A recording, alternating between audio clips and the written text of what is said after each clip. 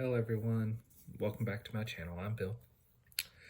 Today's video is a update on the Mork Börg campaign that we've been playing every other Wednesday, but this is the second video in the series and it's been about a month, just for a reference on how long it's been.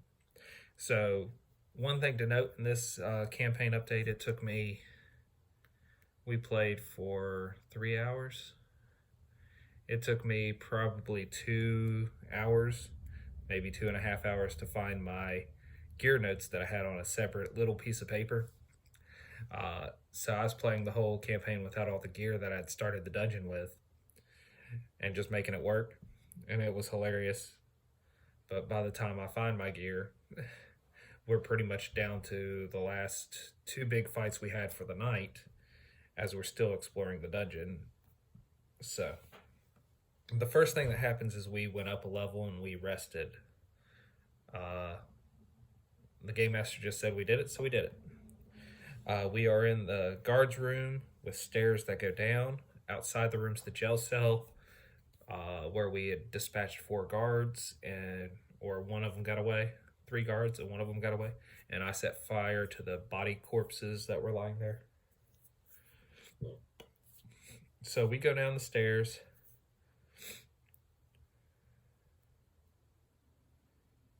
We use the Raven to scout out as much as possible, and that's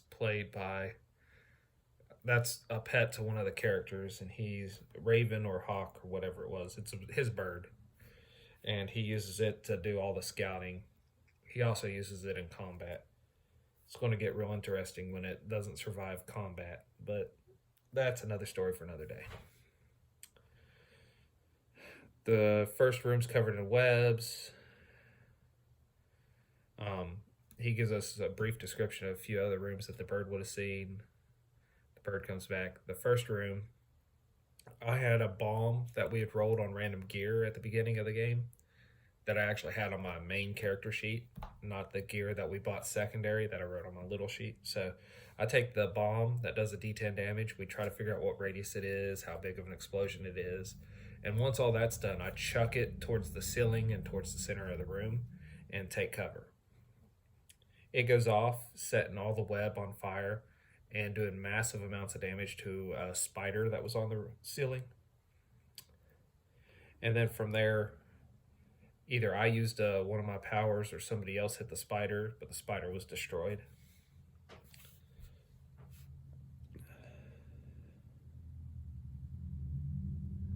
And then we wait for the room to stop burning before we try to go through it.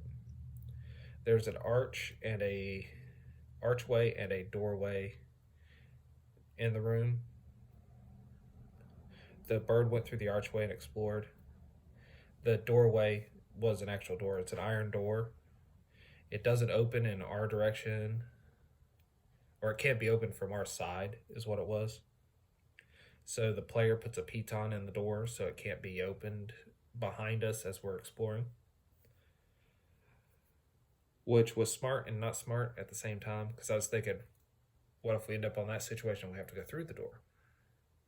But later he plays around with the pins of the door that were on our side and eventually gets one of them out. So if we had to make up something to get out, we possibly could at that point. But before that, those were my thoughts. The other side of the arch, there's a wall with gems on it. There's a room with goo on the floor next to this room.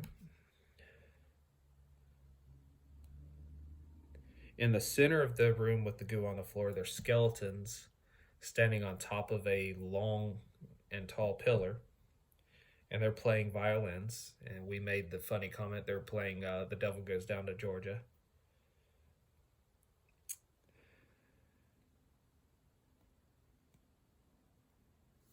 The player with the bird removes the gem from the wall, not the eyes. He was trying to find a place to tie a rope off because he was trying to figure out a way to get us across the goo. But pulling the gems out, an oak tree-sized worm emerges out of the sledge. Before this happened, before he messed with the gems, we tried to light something on fire. My character, one of his personality traits that I got to play into is he's a pyromaniac, so I have to burn everything. So we light some rope and we drop it into the goo. The goo's not flammable. The rope went out. So this oak tree sized worm comes out of the sludge and begins to attack us. The guy with the bird uses a suffocation spell on it. I use a glare at it that I got from a scroll, and I can do it 1d4 plus 2 times per day. So, and I think this time it ended up being like 3 times.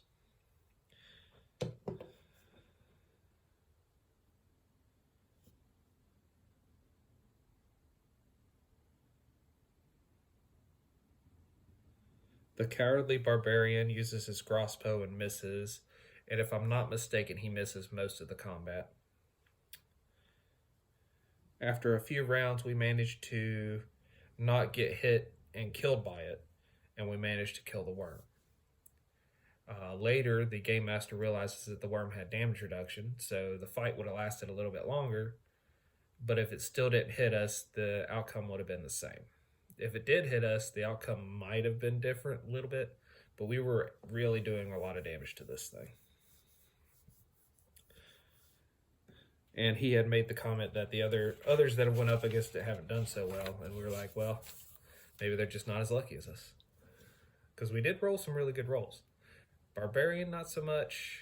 The princess, it is her character. She has a sword that doesn't agree with her, that she has to determine whether it will fight for us or against us anytime she uses it. And she has a horse that is very moody, that doesn't want her to ride it. So it's hilarious what her character has. But as far as combat goes, when she can use the sword, she's pretty effective. So we then continue to play with the goo after the worm's dead. We take a few cross sections of worm steak off and heat it up, eat it, see if it tastes any good to us. The bird guy secures a rope to the pillar, and he finds a gem or two that's stuck in the wall so good that they're not coming out. And he ties the rope to them in some fashion. And then he tries to cross the goo and fails his first roll and falls in the goo immediately. So he takes some fire damage, but it's not fire damage. Think of it more like chemical acid damage. We pull him out of the goo and decide that that's not the best course of action. So we backtrack. Because I asked the game master, since it had been so long, I asked the game master, is there any place in this dungeon we haven't explored besides where that pillar is and what's on the other side of the room? Because there's another room behind the goo. And he's like, yeah, there's a corridor you haven't went down. I was like, oh, cool. Let's go back to that corridor. And we go to the corridor. First thing he mentions is a painting on a wall. So I'm like, well, I'm leaning into the pyro thing right now. So I take my torch and I stick it on the corner of the painting, and I'm further away from the painting. Not further out into the center of the corridor, but further away along the wall. And it catches fire, and as it burns, a trapdoor opens up beneath it.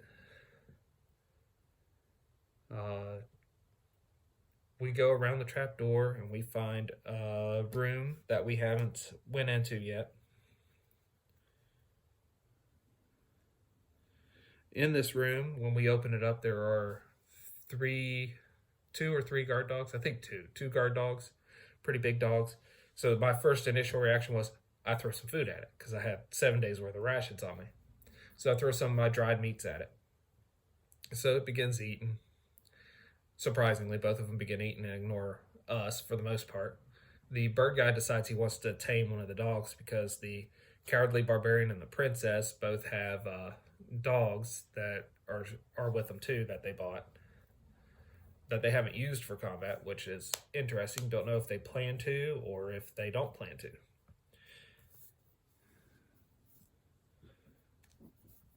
The whole game I'm making fun of the cowardliness of the cowardly barbarian, which is just hilarious because that player plays a great barbarian when he's not forced to play a cowardly barbarian.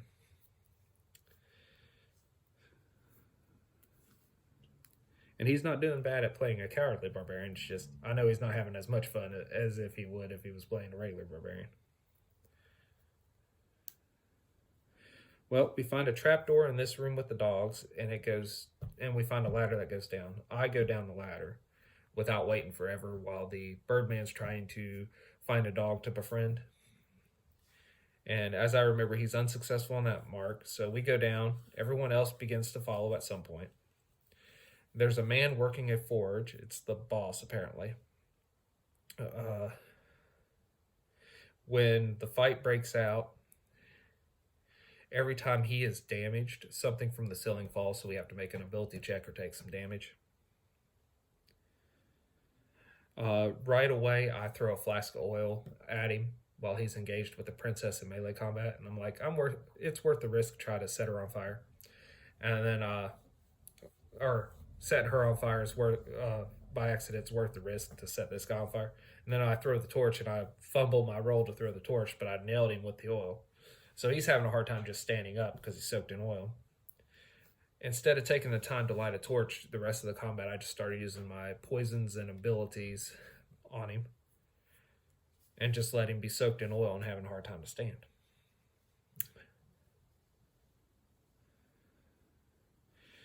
Between everyone else and myself, we end up taking him out probably within 4 rounds. One of my attacks I use is red poison. My attacks, I'm a woods wizard, I think is, I don't know what the class is called. I have to look at my sheet. But more or less, it's sort of a druid class. But my spells are random, which ones I have prepared for the day and how many doses. And I get 2 of them. And they have a d4 doses each, which I roll. So red poison, which I had previously the previous day, and then I have it again today. And then I got a different one. But the red poison is pretty good. I use the red poison on the boss and use my omen to make it maximum damage. And omens are apparently like luck points, so I can use it to make max damage, use them to reroll rolls, use them to add rolls. So after a couple of rounds, the boss is beaten.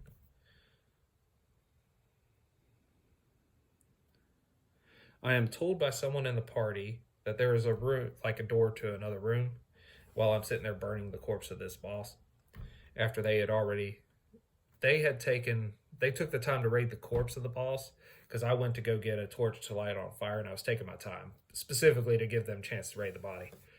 But I didn't mention it that way. And then I light the torch, and then I come back, and then I set the body on fire. So I'm sitting there playing with the fire, and they mentioned that there's a room that I could set on fire. So I go back, and it's a forge in this room that we're in now. So I go back to the quenching station that has oil, after I'm told that there's oil there. And then I scoop out some oil in like a pail or something, and then I chuck it into the new room and set it on fire. The player missed a description or wasn't picturing it correctly. There was a door inside that room that we could go through. But now the room's on fire, so we have to wait for the room to not be on fire for us to go through that door. And that is roughly where the game ended. And it was a good. So as the chaos continues, as I set shit on fire, the game will always be very entertaining. This Mork Börg dungeon has kept us very, very entertained. Well, until we play again.